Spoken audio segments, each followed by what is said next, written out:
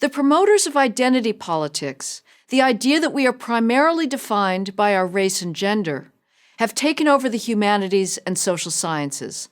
That's bad, but not as bad as this. They are moving in on STEM, science, technology, engineering, and math. All across the country, a UCLA scientist reports, the big question is, how can we promote more women and minorities by changing, i.e. lowering, the requirements we had previously set for graduate-level study? The National Science Foundation, NSF, a federal agency that funds university research, exemplifies this approach. Progress in science, the NSF argues, requires a diverse STEM workforce. Why this is the case, they don't bother to say. Somehow, NSF-backed scientists managed to rack up more than 200 Nobel Prizes before the agency realized that scientific progress depends on diversity. No matter, in July 2017, it awarded $1 million to the University of New Hampshire and 2 other institutions to develop a bias awareness intervention tool. Another $2 million went to the Department of Aerospace Engineering at Texas A&M to remediate microaggressions and implicit biases. The science diversity charade, as I discuss in my book, The Diversity Delusion, wastes extraordinary amounts of time and money that could be going into basic research and its real-world application. If that were its only consequence, the cost would be high enough. But identity politics is altering the standards for scientific competence and the way future scientists are trained. Diversity is now an explicit job qualification in the STEM fields. The physics department at UC San Diego advertised an assistant professor position with a specific emphasis on contributions to diversity, such as a candidate's awareness of inequities faced by underrepresented groups. Solving the mystery of dark energy apparently now takes a back seat to social justice. Maybe it was a coincidence, but all 5 candidates on UC San Diego's shortlist were females. If traditional standards are keeping women and minorities out of STEM fields, it stands to reason that changing standards must be the way to get them in. Or maybe standards are just another expression of the white patriarchy and thus no longer relevant. An introductory chemistry course at UC Berkeley reflects the new culturally sensitive pedagogy.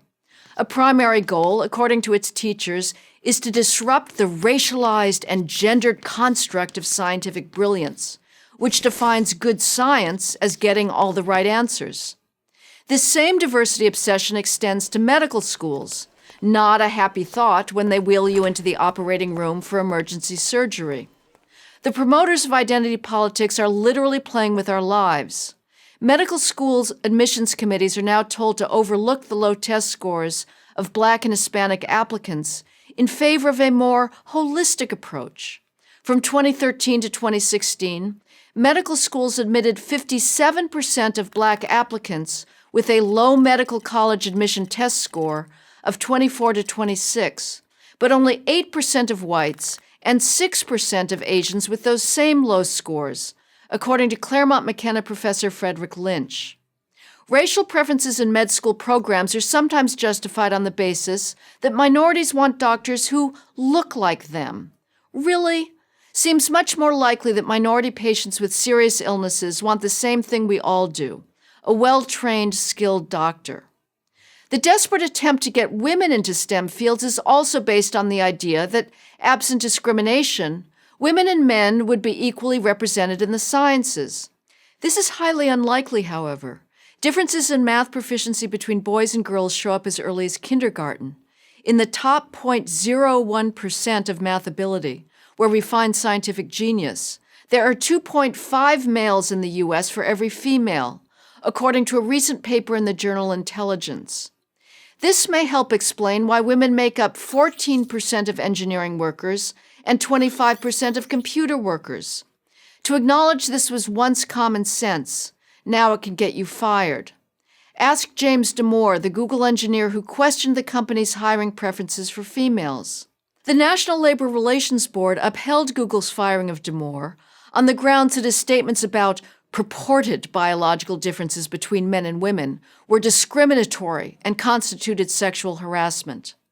This decision means that every evolutionary biologist, neurologist, or economist who acknowledges the differences between males and females is at risk of his job. The unique accomplishments of Western science were achieved without regard to the sex or skin color of its creators. Now, however, funders, industry leaders, and academic administrators want us to believe that diversity is the key to the future. But the truth is the exact opposite. We want our best scientific minds to be free to do their best work. In our highly competitive world, identity politics is an indulgence we can't afford.